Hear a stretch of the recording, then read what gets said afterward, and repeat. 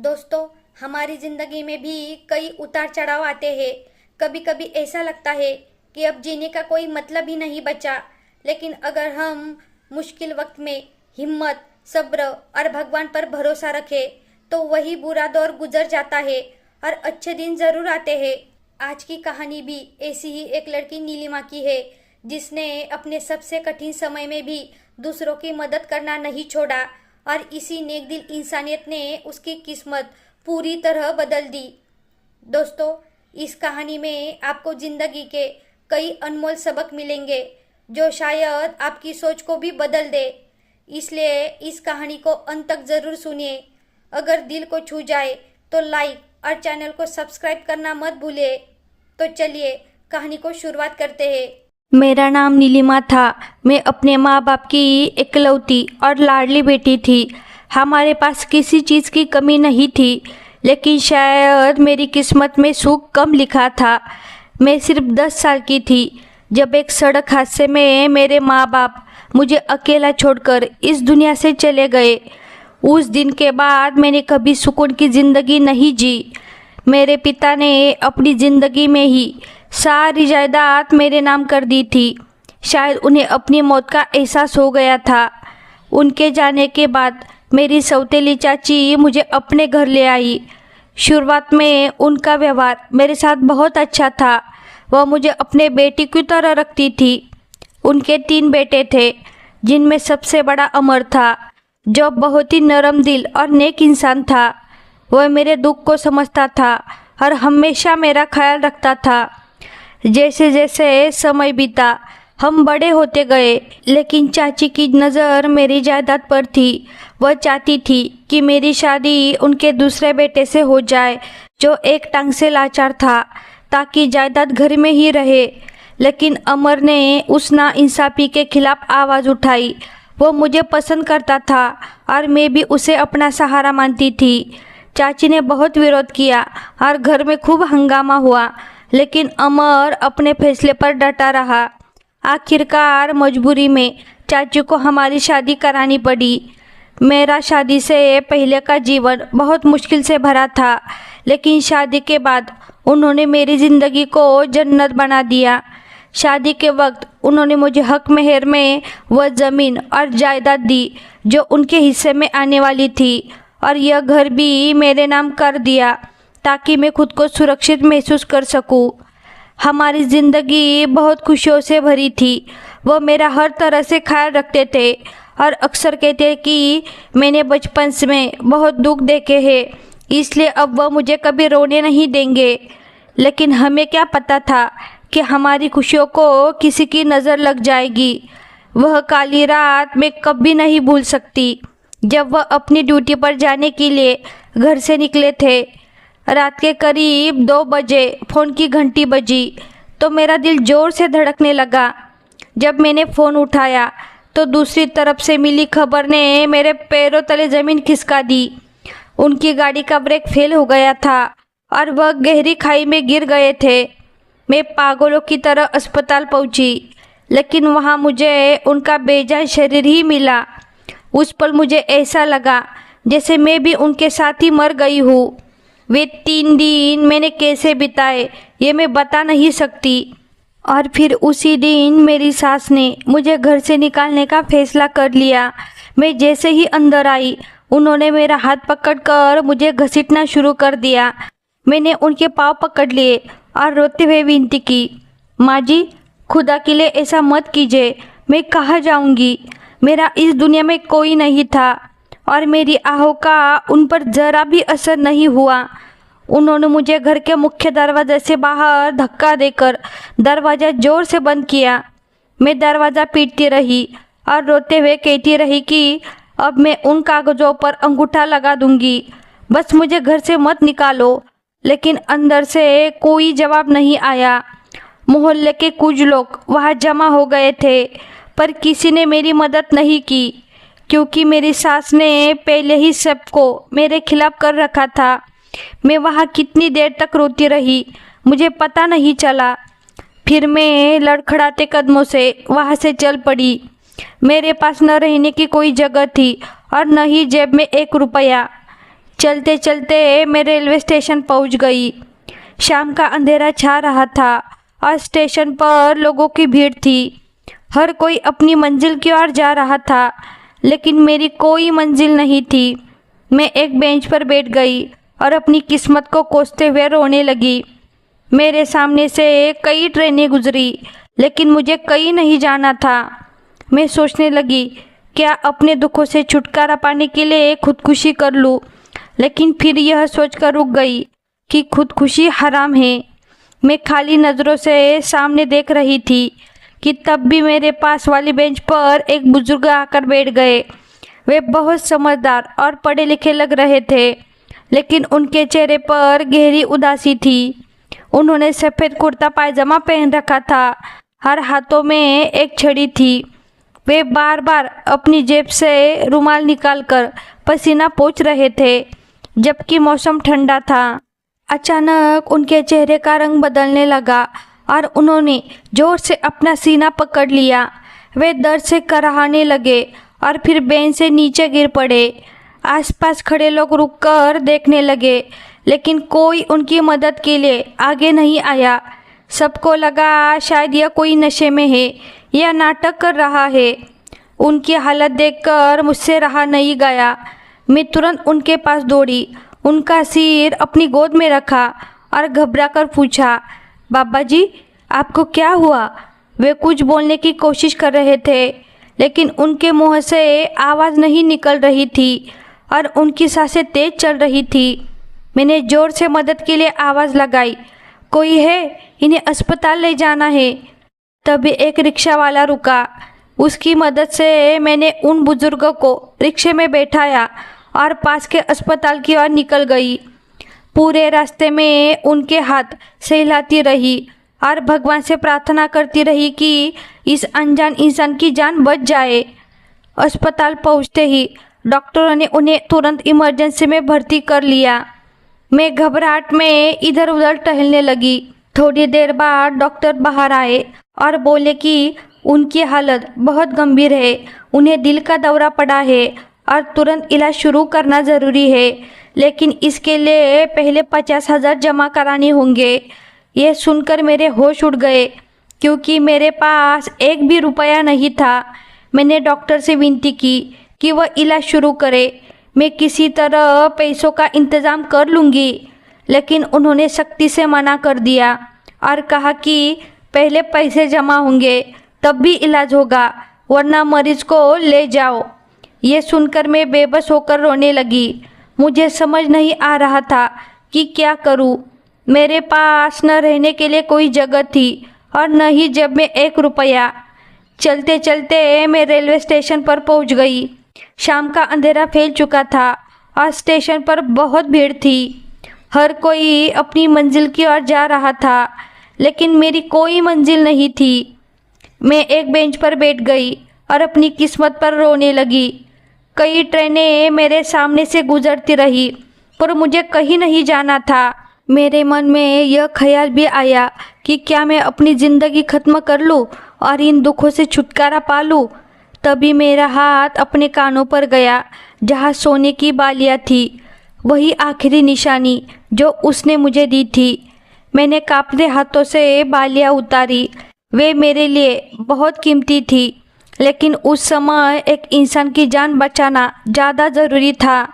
मैंने बालियाँ मुट्ठी में कसकर पकड़ी और दौड़ती हुई एक ज्वेलरी की दुकान पर गई और बालियाँ दुकानदार के सामने रख दी। उसने हैरानी से मुझे देखा, फिर उनका वजन करके मुझे कुछ पैसे दिए, जो डॉक्टर द्वारा मांगी गई रकम से थोड़े ज़्यादा थे। मैंने पैसे लिए और भागते हुए वापस अस्पताल पहुंची। काउंटर पर पैसे जमा किए और रसीद लेकर डॉक्टर को दे दी। डॉक्टर ने तुरंत इलाज शुरू किया। मैं बाहर बेंच पर बैठकर भगवान से दुआ करने लगी कि मेरी यह कुर्बानी बेकार न जाए। कई घंटे बीत गए, रात गहरी हो गई। मैं भूखी प्यासी थी, लेकिन वही बैठी रही। आखिरकार डॉक्टर बाहर आए और उनके चेहरे पर हल्की मुस्कान थी। उन्होंने बताया कि बुजुर्ग अब खतरे से बाहर है और उन्हें होश आया है। मैंने भगवान का शुक्र अदा किया और डॉक्टर ने मुझे अंदर जाने की इजाज़त दे दी। जब मैं कमरे में गई तो देखा कि वो बुजुर्ग आंखें खोलकर छत की तरफ देख रहे थे। मुझे देखते ही उन्होंने मुझे पहचान लिया और कमज़ोर आवाज़ में बोले, बेटी तुम वही हो ना जो मुझे यहाँ लेकर आई थी? मैंने सिर हिलाकर हाँ कहा।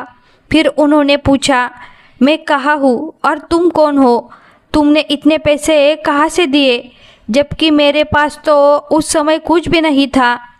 यह सुनकर मैंने अपनी आंखें पोंछते हुए धीरे से बताया कि मैंने अपनी सोने की बालियाँ बेच दी, जो मेरे मरहूम पति की आखिरी निशानी थी, क्योंकि इंसान की जान से बढ़कर कोई भी जेवर नहीं होता।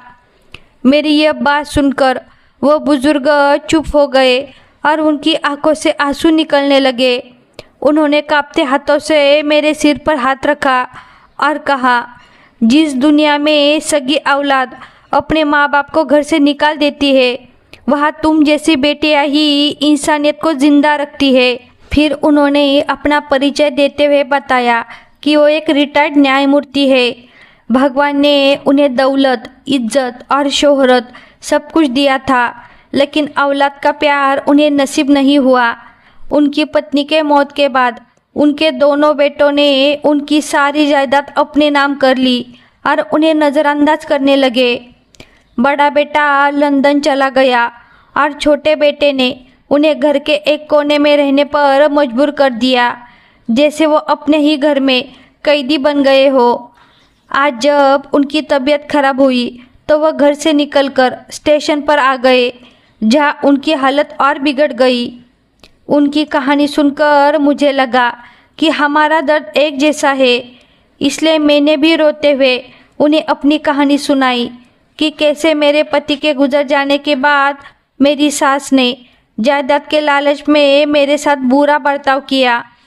मेरी बात सुनकर अरविंद साहब के चेहरे पर गुस्से और दर्द का भाव था, जैसे उनके अंदर का न्याय जाग उठा हो। उन्होंने मेरा हाथ पकड़कर कहा, बेटी आज से तुम मेरी मुँह बोली बेटी हो और मैं तुम्हारा बाप। तुमने मुझे नई ज़िंदगी दी है, अब मैं तुम्हारी ज़िंदगी संवारूंगा। मैं खुद तुम्हारा केस लड़ूंगा और जिसने तुम्हारे साथ जुल्म किया है उससे तुम्हारा हक वापस दिलवाऊंगा। उनकी बातों में इतना भरोसा था कि मुझे लगा जैसे मुझे कोई मजबूत सहारा मिल गया हो। 2 दिन बाद जब उन्हें अस्पताल से छुट्टी मिली तो उन्होंने मुझे अपने साथ चलने को कहा। मैं जो बेघर थी उनके साथ चल पड़ी।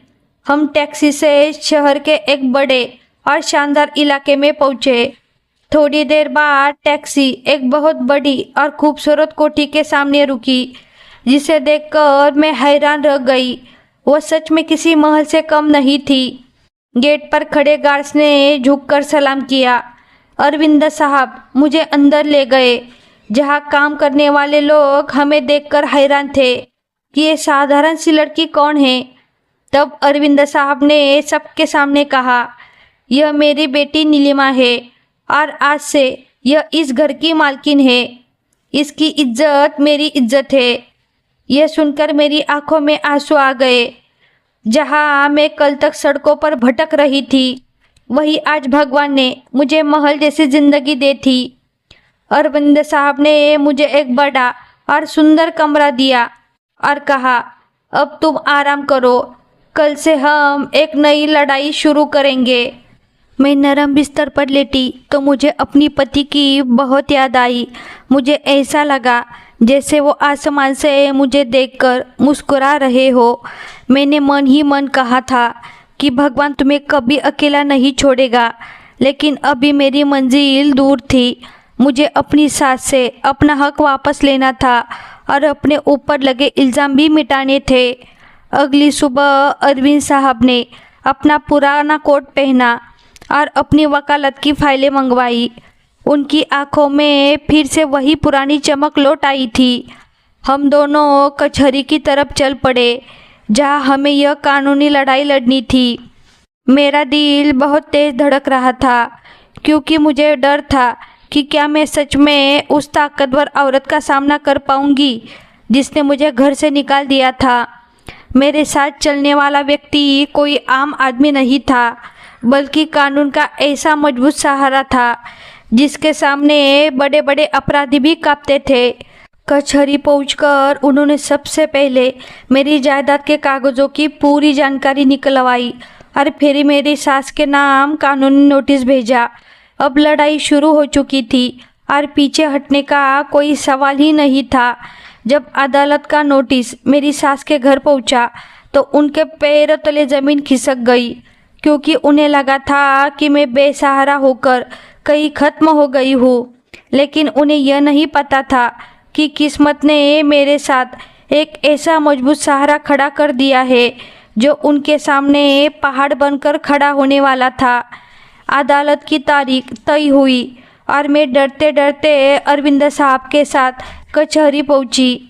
वहाँ का माहौल देखकर मेरा दिल तेजी से धड़कने लगा, लेकिन अरविंद साहब की इज्जत और रौब ऐसा था कि वहाँ मौजूद हर वकील और यहाँ तक कि जज भी उन्हें देखकर खड़े हो गए, क्योंकि वे शहर के सबसे ईमानदार और सख्त इंसान माने जाते थे।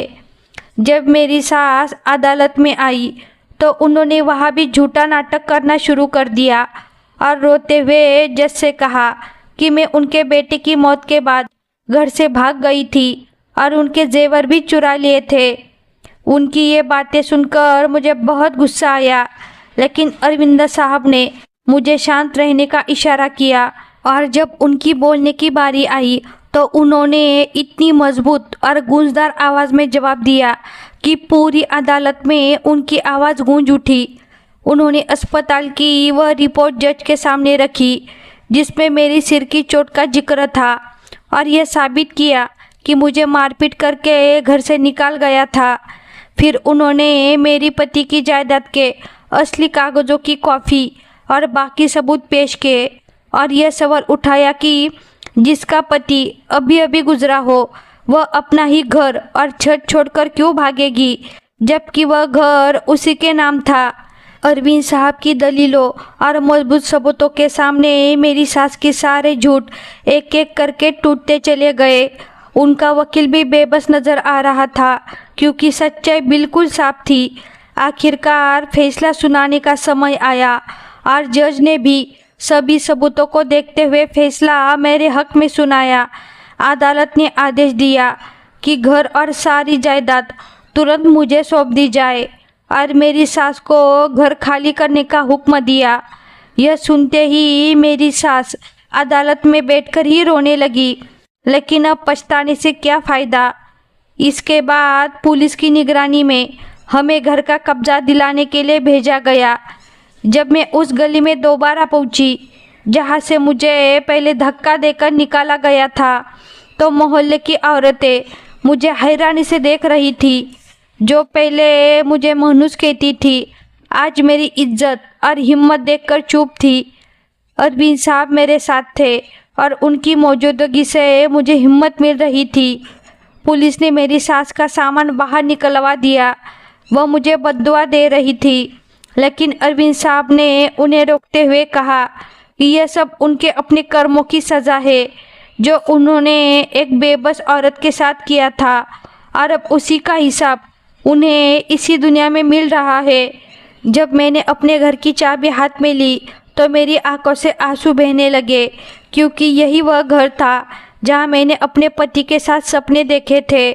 मैं अंदर गई, उनकी तस्वीर को सीने से लगाया और कहा कि आज उनकी दी हुई हिम्मत जीत गई है, लेकिन यह जीत अधूरी है क्योंकि वह मेरे साथ नहीं है। घर का कब्जा मिलने के बाद मैंने फैसला किया कि मैं इस घर में अकेली नहीं रहूँगी, क्योंकि अब इसकी दीवारों से मुझे डर लगने लगा था।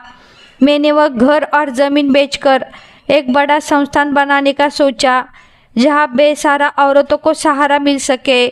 जब मैंने यह बात अरविंद साहब को बताई तो उन्होंने मेरे सिर पर हाथ रखकर कहा कि मैंने उनके दिल की बात कह दी है, क्योंकि वह भी चाहते थे कि हम अपनी दौलत अच्छे काम में लगाए। फिर हम दोनों ने मिलकर शहर के बाहर एक खुली जगह पर एक बड़ी इमारत खरीदी और उसका नाम आनंद धाम रखा। यह वह जगह बनी जहाँ सताई हुई औरतें सुकून से रह सके। मैंने अपनी सारी जायदाद उसी के नाम कर दी और खुद भी वही रहने लगी। अरविंद साहब ने भी अपना बड़ा सा घर छोड़कर उसे बंद कर दिया और मेरे साथ उस संस्था के एक हिस्से में रहने आ गए, क्योंकि वे कहते थे कि अब उन्हें अकेलेपन से डर लगता है और अपनी बेटी के पास रहकर ही सुकून मिलता है। धीरे धीरे समय बीतता गया और हमारे इस संस्था की पहचान दूर दूर तक फैल गई। हमने वहाँ औरतों को अलग अलग हुनर सिखाने का इंतज़ाम किया ताकि वे अपने पैरों पर खड़ी हो सके। मेरी ज़िंदगी अब शांत हो गई थी, लेकिन किस्मत को अभी कुछ और दिखाना था। एक दिन गेट पर एक भिखारन जैसी औरत आई, जिसके कपड़े फटे हुए थे और वह कांपते हाथों से खाना मांग रही थी। जब मैंने उसके चेहरे से कपड़ा हटाया तो मैं चौंक गई। वह मेरी वही सास थी जो कभी इस शहर में बहुत इज्जतदार मानी जाती थी और आज 2 वक्त की रोटी के लिए तरस रही थी। मुझे देखकर वह शर्मिंदा हो गई और मेरे पैरों में गिर पड़ी। बाद में पता चला कि जिन बेटों के लिए उसने सब कुछ किया, उन्होंने ही जायदाद मिलने के बाद उसे घर से निकाल दिया और अब वह सड़कों पर भटक रही थी। यह सब उनके अपने कर्मों का नतीजा था, जो मैं अपनी आंखों से देख रही थी। फिर भी मैंने उसे उठाकर गले लगा लिया, क्योंकि मेरा दिल मुझे किसी गिरे हुए इंसान को ठुकराने की इजाज़त नहीं देता था। मैं उसे अंदर ले आई और उसे भी सहारा दिया। ये सब देखकर अरविंद साहब ने कहा कि आज मैंने सच में जीत हासिल की है, क्योंकि माफ़ कर देना ही सबसे बड़ी बात होती है। हम अभी बात कर ही रहे थे कि तभी एक गाड़ी आकर रुकी, जिसमें से 2 जवान लोग व्हीलचेयर के सहारे उतरे थे। ये अरविंद साहब के बेटे थे, जो अपनी गलतियों की माफ़ी मांगने आए थे, क्योंकि उनका कारोबार ख़त्म हो चुका था और वे बीमारियों से घिर चुके थे। अरविंद साहब ने उन्हें देखकर अपना चेहरा दूसरी तरफ कर लिया, लेकिन उनकी आंखों में छुपी एक बाप की मोहब्बत साफ दिखाई दे रही थी। कहानी अब अपने अंत की ओर बढ़ रही थी, जहाँ हर इंसान को उसके कर्मों का फल मिल चुका था और हर किसी को उसका हक भी मिल गया था। फिर भी मेरे दिल में एक कमी थी कि क्या मेरे पति की रूह मुझसे खुश होगी। मैंने आसमान की तरफ देखा तो बादलों के बीच चांद मुस्कुरा हुआ नजर आया और मुझे यकीन हो गया कि मेरा भगवान और मेरे पति दोनों मुझसे खुश है और यही मेरे लिए पूरी दुनिया थी। मेरे सामने किस्मत का एक ऐसा दृश्य था जिसने मुझे अंदर तक हिला दिया। अरविंद साहब के वही बेटे जो कभी घमंड में चूर रहते थे, आज व्हीलचेयर और बैसाखियों के सहारे अपने बूढ़े माँ बाप के सामने गिड़गिड़ा रहे थे। उनके चेहरों पर परेशानी और आंखों में बेबसी साफ दिख रही थी। बड़ा बेटा जो विदेश जाकर अपने पिता को भूल गया था, रोते हुए कह रहा था कि उसकी पत्नी उसे छोड़कर चली गई और उसके पार्टनर ने उसका सारा कारोबार छीन लिया। अब उसके पास लौटने तक के पैसे नहीं बचे और वह बहुत अपमान सहकर वापस आया है। छोटा बेटा भी अपनी हालत बताते हुए कह रहा था कि उसने अपने ही पिता के साथ जो बुरा किया था, आज वही सज़ा उसे मिली है। उसकी पत्नी ने भी सब कुछ अपने नाम करवा लिया और उसे घर से निकाल दिया। अब दोनों भाइयों का इस दुनिया में अपने पिता के अलावा कोई नहीं है। ये सब सुनकर अरविंद साहब ने अपनी नम आंखें पूछी, अपनी छड़ी ज़मीन पर जोर से मारते हुए कहा कि जब वह रेलवे स्टेशन पर जिंदगी और मौत के बीच जूझ रहे थे, तब ये दोनों कहा थे, और अगर उस वक्त मैं उनके साथ न होती तो आज ये लोग उनकी मौत पर रोने आते। उन्होंने दुख भरे स्वर में कहा कि उन्होंने अपनी पूरी ज़िंदगी की कमाई अपने बेटे को दी, लेकिन बदले में उन्हें सिर्फ अकेलापन मिला। उनका लहजा सख्त था, लेकिन मैं जानती थी कि एक बाप का दिल बहुत नरम होता है। मैं आगे बढ़ी, उनके कंधे पर हाथ रखा और कहा, बाबा जी, भगवान माफ़ करने वालों को पसंद करता है। ये लोग अपनी सज़ा भुगत चुके हैं, अब इन्हें और सज़ा देना ठीक नहीं है। अरविंद साहब ने मेरी तरफ देखा, फिर अपने बेटों से बोले, देखो, यह वही लड़की है जिसे उसके ससुराल वालों ने घर से निकाल दिया था, लेकिन आज यह तुम दोनों से ज़्यादा अमीर और साफ दिल वाली है, क्योंकि इसके पास दिल की दौलत है। मैं तुम्हें माफ़ करता हूँ, लेकिन याद रखना कि इस घर और जायदाद पर अब तुम्हारा कोई हक नहीं है। ये सब मैंने इस संस्था के नाम कर दिया है। अगर तुम यहाँ रहना चाहते हो तो तुम्हें यहाँ के नियमों के अनुसार रहना होगा और यहाँ मौजूद ज़रूरतमंद लोगों की सेवा करनी होगी। यह सुनकर दोनों बेटों ने सिर झुका लिया और उनके पैरों में गिर पड़े। दूसरी ओर मेरी सास, जो एक कोने में बैठी ये सब देख रही थी, शर्म से झुक गई, क्योंकि जिन बेटों के साथ मिलकर उन्होंने मेरी जायदाद हड़पने की कोशिश की थी, उन्हीं बेटों ने बाद में उन्हें घर से निकाल दिया था और खुद बुरी आदतों में पड़कर सब कुछ गंवा दिया। मेरी सास ने कांपते हाथों से मेरा दामन पकड़ा और रोते हुए बोली, नीलिमा, मुझे माफ़ कर दो। मैंने तुम्हें मनहूस कहा था, लेकिन असल में मनहूस तो मैं खुद थी, जो तुम्हारी अच्छाई और तुम्हारी कदरों को समझ नहीं पाई। आज मेरे अपने ही बच्चे मुझे ठुकरा कर चले गए और तुम, जो मेरे लिए कुछ भी नहीं लगती थी, मुझे अपने सीने से लगा रही हो। मैं तुम्हारा सामना कैसे करूँगी? उस दिन लोगों को क्या मुँह दिखाऊंगी? मैंने उनके आंसू पोंछे और प्यार से कहा, माँ जी, जो हो गया उसे भूल जाइए। भगवान ने मुझे संभाल लिया है, यही मेरी सबसे बड़ी जीत है। फिर मैं उन्हें उठाकर एक साफ सुथरे कमरे में ले गई, जहाँ उनके आराम का पूरा इंतज़ाम था। उस घर का माहौल अब बड़ा अजीब था। एक तरफ वे लोग थे जिन्होंने जुल्म किया था और दूसरी तरफ वे थे जो कभी मजबूर थे, लेकिन आज सब एक ही छत के नीचे थे। यह सब उस ऊपर वाले का ही करिश्मा था, जिसकी मार भी बेआवाज़ होती है। रात को जब सब सो गए तो मैं छत पर जाकर खड़ी हो गई। ठंडी हवा मेरे चेहरे को छू रही थी और मुझे ऐसा महसूस हुआ जैसे कोई मेरे पास खड़ा है, मेरे सिर पर हाथ रख कर कह रहा हो कि तुमने नफ़रत का जवाब मोहब्बत से देकर सही साबित किया है। मेरा दिल सुकून से भर गया। अब मुझे किसी से कोई शिकायत नहीं थी, क्योंकि मेरा भगवान मेरे साथ था और जिसके साथ वह हो उसे कोई हरा नहीं सकता। मैंने तय किया कि अब मैं अपनी बाकी ज़िंदगी दुखी और ज़रूरतमंद लोगों की सेवा में बिताऊंगी, क्योंकि असली सुकून बदला लेने में नहीं, बल्कि माफ़ करने और दूसरों के घावों पर मरहम लगाने में है। यही वह सबक था जो ज़िंदगी ने मुझे इतने दर्द सहने के बाद सिखाया था। वक्त ने ऐसा मोड़ लिया, जो घर कभी शान का प्रतीक था, वही अब बेसहारा लोगों की आश्रय स्थान बन गया, जहाँ दिन रात इंसानियत की सेवा होती रहती थी। मेरी सास, जो पहले कभी खुद का पानी का गिलास तक नहीं उठाती थी, अब लोगों को सिखाने के लिए बैठकर कई लोगों का खाना बनाती थी।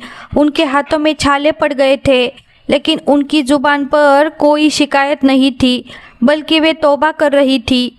एक दोपहर जब मैं रसोई में गई तो मैंने देखा कि वह चुपचाप रो रही है। मैं उनके पास गई और पूछा, माँ जी, क्या हुआ? उन्होंने अपने गीले हाथ पोंछे और भर रही आवाज़ में बोली, बेटी, ये आंसू दुख के नहीं है, बल्कि मेरे अंदर का जहर निकल रहा है। जब मैं इन अनाथ बच्चों को देखती हूँ तो मुझे अपना फ़र्ज़ याद आता है। मैंने दौलत के लालच में अपने ही बेटे की खुशियाँ बर्बाद कर दी और तुझे भी घर से निकाल दिया। यह सब मेरा गुनाह है और मैं जो कर रही हूँ वही उसका प्रायश्चित्त है। यह कहकर वह मेरे पैरों में बैठ गई। मैंने तुरंत उन्हें उठाया और गले लगा लिया। तभी बाहर से शोर की आवाज़ आई। मैं दौड़कर आंगन में पहुंची तो देखा कि अरविंद साहब अपनी व्हीलचेयर पर बेहोश पड़े थे और उनके दोनों बेटे घबराकर उन्हें होश में लाने की कोशिश कर रहे थे। ये वही बेटे थे जो कभी अपने बाप के मरने की दुआ करते थे, लेकिन आज उनके चेहरे पर उन्हें खो देने का डर साफ दिखाई दे रहा था। हमने तुरंत डॉक्टर को बुलाया। डॉक्टर ने जांच करने के बाद कहा कि उनकी दिल की धड़कन बहुत कमज़ोर हो चुकी है और वह कभी भी हमें छोड़ सकते हैं। यह सुनते ही घर में सब लोग रोने लगे। मैं अरविंद साहब के पास गई तो उन्होंने कांपते हाथों से इशारा करके सबको चुप कराया और अपनी जेब से एक कागज़ निकालकर मुझे दिया। उनकी आवाज़ बहुत धीमी थी लेकिन उसमें दृढ़ता थी। उन्होंने कहा, नीलिमा, यह मेरी वसीयत है। मेरे बाद इस संस्था की पूरी जिम्मेदारी तुम्हारे पास होगी और मेरे दोनों बेटे तुम्हारे साथ काम करेंगे। मैं नहीं चाहता कि मेरी मेहनत बेकार जाए। ये सुनकर उनके बड़े बेटे ने आगे बढ़कर उनके हाथ चूमे और रोते हुए कहा, बाबा, आप चिंता मत करें, हमने बहुत गलतियां की है, लेकिन अब हमें समझ आ गया है कि असली इज्जत दौलत में नहीं बल्कि इंसानियत में होती है। हम सब मिलकर आपके काम को आगे बढ़ाएंगे। उस रात हम सब उनके पास बैठे रहे। वह जिंदगी और मौत के बीच संघर्ष कर रहे थे, लेकिन उनके चेहरे पर एक अजीब सा सुकून था, जैसे उन्होंने अपना फर्ज पूरा कर लिया हो। रात के आखिरी पहर जब मैं पानी लेने उठी तो मुझे आंगन में किसी के चलने की आवाज़ सुनाई दी। दरवाज़ा बंद था, इसलिए मुझे डर लगा कि कहीं कोई चोर तो नहीं है। मैंने हिम्मत करके खिड़की से बाहर देखा तो एक सफ़ेद साया दिखाई दिया जो किसी इंसान जैसा लग रहा था। वह मुस्कुरा रहा था और हाथ हिलाकर जैसे मुझे अलविदा कह रहा था। मैंने अपनी आंखें मली तो वहाँ कोई नहीं था, लेकिन मेरे दिल ने महसूस किया कि वह रूह यह बताने आई थी कि उनके परिवार की तौबा कबूल हो गई है। सुबह के समय अरविंद साहब ने आंखें खोली, भगवान का नाम लिया और हमेशा के लिए इस दुनिया से चले गए। उनकी मौत ने हमें बहुत दुख दिया, लेकिन साथ ही हमें एक दूसरे के और करीब भी ला दिया, क्योंकि अब हम सबका एक ही मकसद था, इंसानियत की सेवा करना। उनके जाने के बाद जब मैं वापस मुड़ी तो मेरी सास ने मुझे रोक लिया और मेरे हाथ में एक छोटी सी मखमली की थैली रख दी। जब मैंने उसे खोला तो मैं हैरान रह गई। उसमें वही सोने की बालियाँ थी जिन्हें मैंने एक अजनबी बुजुर्ग की जान बचाने के लिए बेच दिया था। मेरी सास ने रोते हुए बताया कि अरविंद साहब ने अपनी मौत से कुछ घंटे पहले ये थैली उन्हें दे दी थी और कहा था कि उनके जाने के बाद ये मुझे लौटा दे, क्योंकि मैं अपनी बालियाँ बेचकर उनकी जान बचाई थी और उन्होंने चुपचाप सुनार से इन्हें वापस खरीद लिया था ताकि मेरी कुर्बानी की निशानी सुरक्षित रहे। ये सुनकर मेरे दिल में उनके लिए और भी ज़्यादा इज्जत बढ़ गई। मुझे एहसास हुआ कि वो चुपचाप मेरी परवाह करते थे और जानते थे कि ये बालियाँ मेरे लिए कितनी खास है। मैंने उन बालियों को अपने सीने से लगा लिया और ऐसा लगा जैसे अमर और मेरे मुँह बोले पिता दोनों मेरे पास ही है। समय बीतता गया और हमने अपने दुख को ही अपनी ताकत बना लिया। अरविंद साहब के बड़े बेटे जो कभी बड़े बड़े सपने देखते थे, अब इस संस्था के सारे काम संभाल रहे थे और छोटा बेटा अपनी व्हीलचेयर पर बैठकर छोटे बच्चे को पढ़ाने लगा था। जो भाई पहले एक दूसरे का चेहरा तक नहीं देखना पसंद करते थे, अब साथ बैठकर सादा खाना खाते और भगवान का शुक्र अदा करते थे। लेकिन मुश्किलें अभी खत्म नहीं हुई थी। एक दिन दोपहर में संस्था के बाहर एक काली गाड़ी आकर रुकी, जिसमें से कुछ लोग उतरे। उनके हाथों में कागज़ थे और चेहरे पर घमंड साफ दिखाई दे रहा था। उनमें से एक आदमी ने खुद को अरविंद साहब का भतीजा बताया और आते ही चिल्लाने लगा कि यह जायदाद उनके खानदान की है और न्यायमूर्ति अरविंद साहब ने अपनी आखिरी उम्र में गलती कर दी, जो सब कुछ एक गैर औरत के नाम कर दिया। उसने धमकी दी कि अगर हमने यह जगह खाली नहीं की तो वह पुलिस से हमें निकलवा देगा।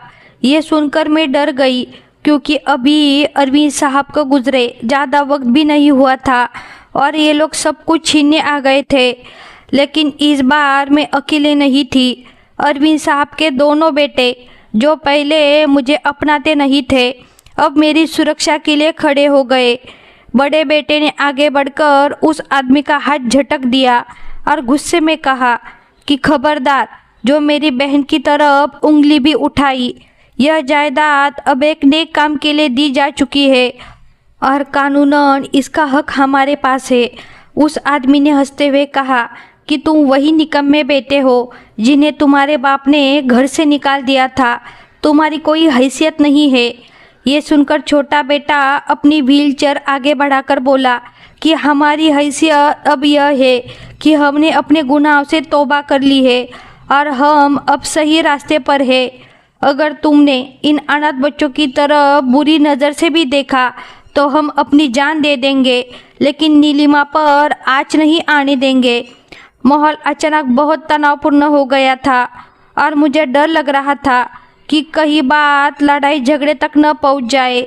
मैंने हिम्मत जुटाई और आगे बढ़कर कहा कि यह मामला झगड़े से नहीं सुलझेगा। अगर तुम्हारे पास कोई सबूत है तो अदालत में आओ, वही बात होगी। मेरी बात सुनकर वह आदमी थोड़ा चौंक गया, क्योंकि उसे उम्मीद नहीं थी कि एक औरत इतनी हिम्मत से जवाब देगी। जाते जाते उसने धमकी दी कि वह जल्दी गिरफ्तारी का आदेश लेकर आएगा और इस जगह को सील कर देगा।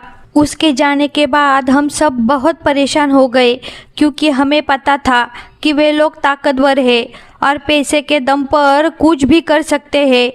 तभी मेरी सास, जो एक कोने में चुपचाप बैठी थी, अचानक उठी और बोली कि घबराओ मत, उनके पास ऐसी चीज़ है जो इन लोगों को चुप करा सकती है।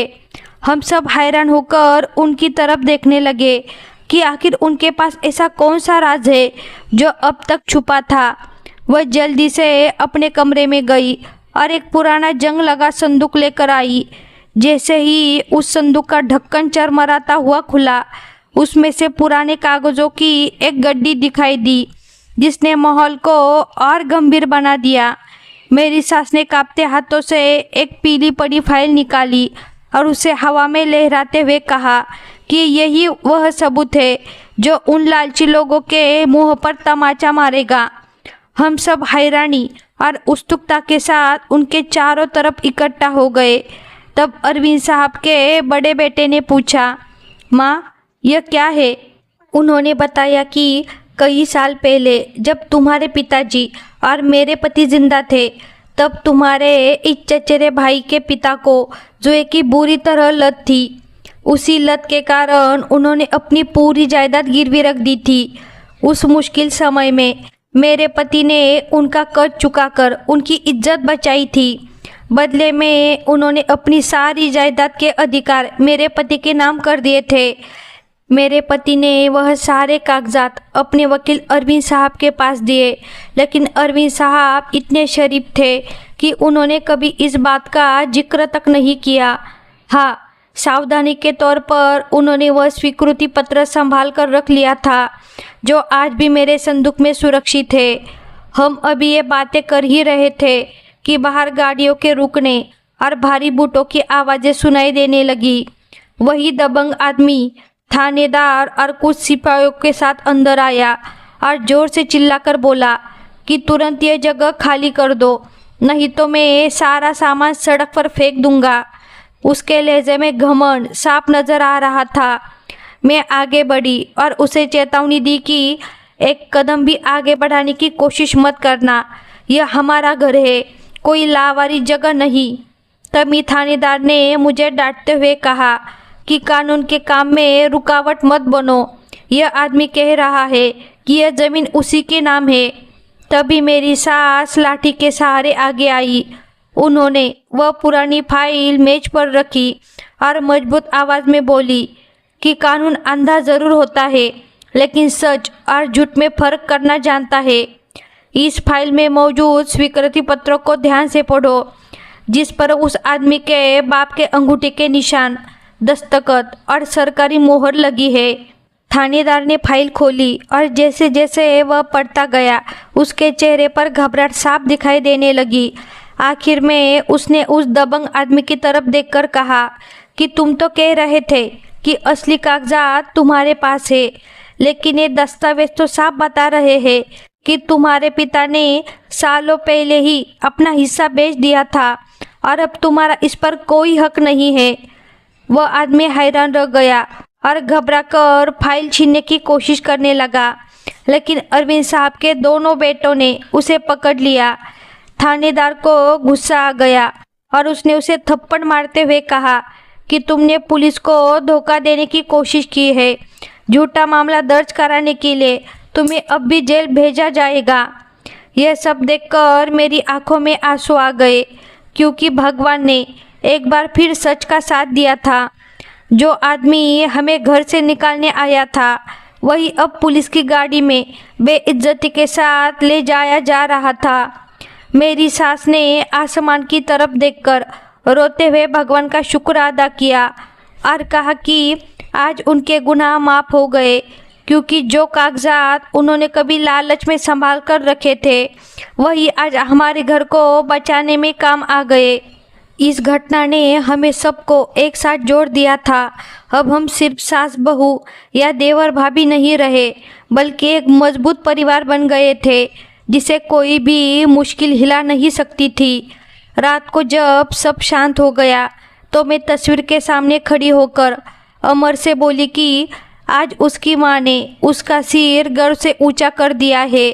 अब मुझे यकीन हो गया था कि हमारी ज़िंदगी की मुश्किलें ख़त्म होकर सुकून आने वाला है, लेकिन शायद अभी एक और परीक्षा बाकी थी। अगले ही दिन मुझे डाक से एक खत मिला, जिस पर भेजने वाले का नाम नहीं था।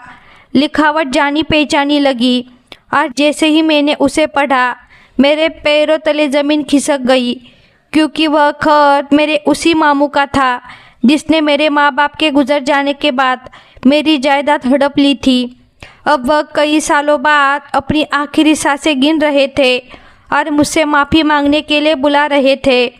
मेरा हाथ उनके हाथ में था और बीते हुए कड़वे दिनों की यादें मेरे दिमाग में बार बार उभर रही थी।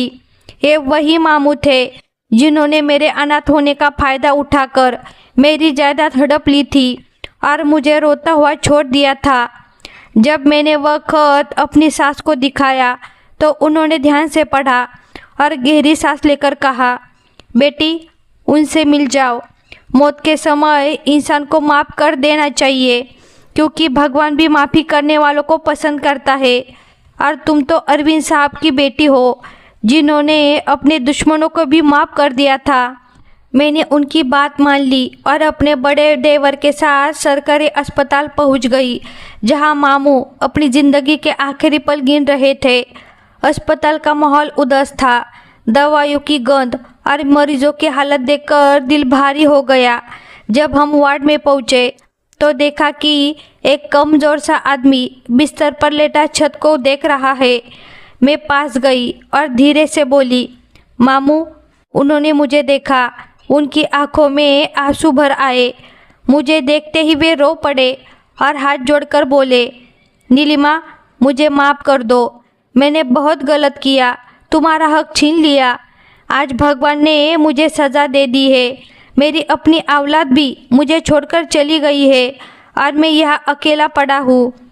मैंने उनका हाथ थामकर कहा, मामू, मैंने आपको माफ़ कर दिया, क्योंकि मेरा भगवान बदला लेने से ज़्यादा माफ़ करने में खुशी देता है। यह सुनकर उनके चेहरे पर सुकून आ गया। फिर उन्होंने तकिए के नीचे से एक पुराना लिफाफा निकाला और मुझे देते हुए बोले, बेटी, इसमें तुम्हारे बाप के घर के कागजात थे। मैंने कई बार इसे बेचने की कोशिश की, लेकिन हर बार कोई न कोई मुसीबत आ गई। तब मुझे समझ आ गया कि यह मेरा हक नहीं है। अब तुम इसे संभालो और मुझे माफ़ कर दो। मैंने वह लिफाफा संभाल लिया, जो मेरे माँ बाप की आखिरी निशानी था। तभी मामू की सांसें तेज तेज चलने लगी और मेरी आंखों के सामने ही इस दुनिया से चले गए। मैं वही खड़ी उनके लिए दुआ करती रही और सोचने लगी कि इंसान आखिर किस चीज़ पर घमंड करता है, जब एक दिन सबको मिट्टी में मिल जाना है। उनका कोई अपना नहीं था, इसलिए हमने ही उनके अंतिम संस्कार का इंतज़ाम किया। शमशान से लौटते लौटते रात हो गई थी। मेरे हाथ में अब अपने पिता के घर के कागजात थे, लेकिन मुझे उन दीवारों की अब ज़रूरत महसूस नहीं हो रही थी, क्योंकि मैंने अपना घर अब गरीब और बेसहारा लोगों के बीच बना लिया था। मैंने तय किया कि मैं अपने पिता का वह पुराना घर बेचकर उसकी रकम से अपने संस्थान की इमारत को बढ़ाऊंगी, ताकि ज़्यादा से ज़्यादा ज़रूरतमंद लोगों को रहने के लिए जगह मिल सके। जब मैंने यह बात अपनी सास और देवरों को बताई तो उन्होंने खुशी से मेरा साथ दिया और मेरे सिर पर हाथ रखकर आशीर्वाद दिया। अब मुझे लग रहा था कि मेरी ज़िंदगी का सफ़र पूरा हो गया है। दुखों और तकलीफ़ों से गुजरकर अब मैं सुकून और खुशी के दौर में पहुंच गई थी। मैंने आसमान की तरफ देखा तो ऐसा लगा जैसे अरविंद साहब सितारों के बीच चमक रहे हो, और मुझे पूरा यकीन था कि मेरा भगवान हर कदम पर मेरे साथ है। मेरी कहानी यहाँ ख़त्म नहीं होती, बल्कि यहीं से एक नई शुरुआत होती है। उन लोगों के लिए जो हिम्मत हार चुके हैं, मैं उनके लिए उम्मीद की एक किरण बनकर जीना चाहती हूँ। इस पूरी कहानी से हमें यह सीख मिलती है कि इंसान पर चाहे कितनी भी मुश्किलें क्यों न आए, उसे अपने रास्ते पर चलते रहना चाहिए और ऊपर वाले पर पूरा भरोसा रखना चाहिए, क्योंकि भगवान जालिम को मौका तो देता है, लेकिन उसे हमेशा के लिए नहीं छोड़ता। उसे उसके किए की सज़ा इसी दुनिया में मिलती है। साथ ही माफ़ कर देना बदला लेने से बेहतर होता है, क्योंकि माफ़ करने से इंसान का दिल हल्का होता है और उसे सुकून मिलता है। अच्छाई और सब्र ऐसी चीज़ है जो कभी बेकार नहीं जाती, बल्कि एक दिन फल देकर इंसान की ज़िंदगी में खुशी और राहत लेकर आती है।